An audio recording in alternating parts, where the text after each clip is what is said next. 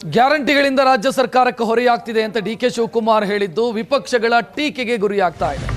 ಈ ಮಧ್ಯೆ ಸಚಿವರುಗಳು ಅವರನ್ನು ಸಮರ್ಥಿಸಿಕೊಂಡು ಮಾತನಾಡಿದ್ದಾರೆ. ಗ್ಯಾರಂಟಿ ಅಭಿವೃದ್ಧಿಯ ಒಂದು ಭಾಗ ಅಂತ ಎಂಬಿ ಪಾಟೀಲ್ ಮಾತನಾಡಿದರೆ ಡಿ ಕೆ ಶಿವಕುಮಾರ್ ಅವರ ವೈಯಕ್ತಿಕ ಅಭಿಪ್ರಾಯ ಅದು ಅಂತ ಪರಮೇಶ್ವರ್ ಹೇಳಿದ್ದಾರೆ. ಗ್ಯಾರಂಟಿ ಹೊರೆಯಾಗ್ತಿದೆ, ಆದರೂ ಕೂಡ ಗ್ಯಾರಂಟಿ ಕೊಡ್ತಾ ಇದ್ದೀವಿ ಅನ್ನೋದು ಡಿ ಕೆ ಶಿವಕುಮಾರ್ ಅವರ ಅಭಿಪ್ರಾಯ ಆಗಿತ್ತು. ಅದಕ್ಕೀಗ ಪರಮೇಶ್ವರ್ ಮತ್ತು ಎಂಬಿ ಪಾಟೀಲ್ ತಮ್ಮ ಅಭಿಪ್ರಾಯಗಳನ್ನು ತಿಳಿಸಿರೋದು. ಪರಮೇಶ್ವರ್ ಅದು ಪರ್ಸನಲ್ ಸ್ಟೇಟ್ಮೆಂಟ್, ಅದು ಡಿ ಕೆ ಶಿವಕುಮಾರ್ದು, ಸರ್ಕಾರದಲ್ಲ ಅನ್ನೋ ರೀತಿಯಲ್ಲಿ ಮಾತನಾಡಿದರೆ ಎಂಬಿ ಪಾಟೀಲ್ ಸರ್ಕಾರದ ಭಾಗ ಗ್ಯಾರಂಟಿ ಅಂತ ಮಾತನಾಡಿದ್ದಾರೆ. ಡಿ ಕೆ ಶಿವಕುಮಾರ್ ಅವರು ನಮ್ಮ ಅಧ್ಯಕ್ಷರು. ಚುನಾವಣೆಗೆ ಹೋಗುವಾಗ ಮ್ಯಾನಿಫೆಸ್ಟೋನ ನಾವೆಲ್ಲರೂ ಸೇರಿ ತಯಾರು ಮಾಡಿದ್ವಿ. ನನ್ನನ್ನು ಅಧ್ಯಕ್ಷನಾಗಿ ಮಾಡಿದರು ಮ್ಯಾನಿಫೆಸ್ಟೋ ಕಮಿಟಿಗೆ. ನಾನು ಕೊಟ್ಟ ಮೇಲೆ ಅಧ್ಯಕ್ಷರು ಅದನ್ನು ಬಿಡುಗಡೆ ಮಾಡಿದರು. ಎಲ್ಲ ಕಲೆಕ್ಟಿವ್ ಆಗಿ ನಾವೆಲ್ಲ ಜವಾಬ್ದಾರಿ ತೊಗೊಂಡೇನೆ ಈ ಮ್ಯಾನಿಫೆಸ್ಟೋನಲ್ಲಿ ಗ್ಯಾರಂಟಿಗಳನ್ನ ಪ್ರಕಟಣೆ ಮಾಡಿದ್ದೇವೆ. ಅವರಿಗೆ ಈಗ ಅನಿಸಿರ್ಬೋದು, ಅವರಿಗೆ ಅನೇಕ ವಿಷಯಗಳು ನಮಗೆ ಗೊತ್ತಿಲ್ಲದೆ ಇರೋದು ಅವ್ರಿಗೂ ಗೊತ್ತಿರುತ್ತೆ. ಹಾಗಾಗಿ ಹಂಗೆ ಅನಿಸಿರ್ಬೋದು. ಅವ್ರ ಅಭಿಪ್ರಾಯ ಹೇಳಿದ್ದಾರೆ, ನಾವು ಚರ್ಚೆ ಮಾಡ್ತೀವಿ.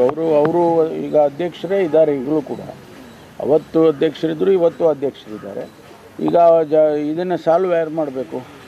ಅಧ್ಯಕ್ಷರು, ಮುಖ್ಯಮಂತ್ರಿಗಳು, ಅಧ್ಯಕ್ಷರು ಮತ್ತು ನಾವುಗಳು ಎಲ್ಲ ಸೇರಿ ಮಾಡಬೇಕು. ಪರಿಷ್ಕರಣೆ ಏನಾದರೂ ಆಗುತ್ತಾ ಅಂತ ಸರ್? ಅದು ಏನು, ಅದು ಅಧ್ಯಕ್ಷರಾಗಿ ಉಪಮುಖ್ಯಮಂತ್ರಿಗಳಾಗಿ ಅವರೇನು ನಮಗೆ ಸೂಚನೆಗಳನ್ನು ಕೊಡ್ತಾರೆ, ಅದನ್ನು ಪರಿಗಣಿಸ್ತೇವೆ. ಗ್ಯಾರಂಟಿಯ ಹೊರೆ ಅನ್ನೋದಕ್ಕಿಂತ ಅದು ಒಂದು ಭಾಗ, ಅಭಿವೃದ್ಧಿಯ ಒಂದು ಭಾಗ ಆಗ್ತದೆ ಸರ್. ನಾವು ಏನು ನಮ್ಮ ಅಭಿವೃದ್ಧಿ ನಾವೇನು ಮಾಡ್ತೀವಿ ಅದರಲ್ಲಿ ಅರ್ಧ ಭಾಗ ಇಷ್ಟು ನಾವು ಗ್ಯಾರಂಟಿಗೆ ಸುಮಾರು 60,000 ಕೋಟಿ ನಾವು ಅದು ಹಣವನ್ನು ಕೊಡ್ತಾ ಇದ್ದೀವಿ. ಹೀಗಾಗಿ ಅದು ನಾವು ಚುನಾವಣೆಗಿಂತ ಪೂರ್ವದಲ್ಲಿ ಜನರಿಗೆ ಕೊಟ್ಟಂಥ ಆಶ್ವಾಸನೆ ಇದೆ. ಹೀಗಾಗಿ ಅದರಿಂದ ಗೃಹಲಕ್ಷ್ಮಿಯಿಂದ ಎಷ್ಟು ಜನಕ್ಕೆ ಉಪಯೋಗ ಆಗಿದೆ, ಶಕ್ತಿಯಿಂದ ಎಷ್ಟು ಜನಕ್ಕೆ ಉಪಯೋಗ ಆಗಿದೆ, ಅನ್ನಭಾಗ್ಯದಿಂದ ಎಷ್ಟು ಜನಕ್ಕೆ ಉಪಯೋಗ ಆಗಿದೆ.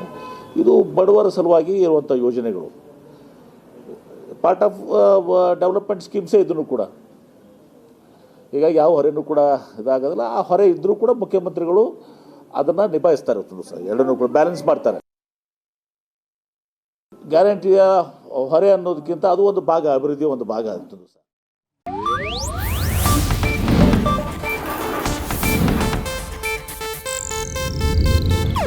ಇದು ಏಷ್ಯಾನೆಟ್ ನ್ಯೂಸ್ ನೆಟ್ವರ್ಕ್ ಪ್ರಸ್ತುತಿ.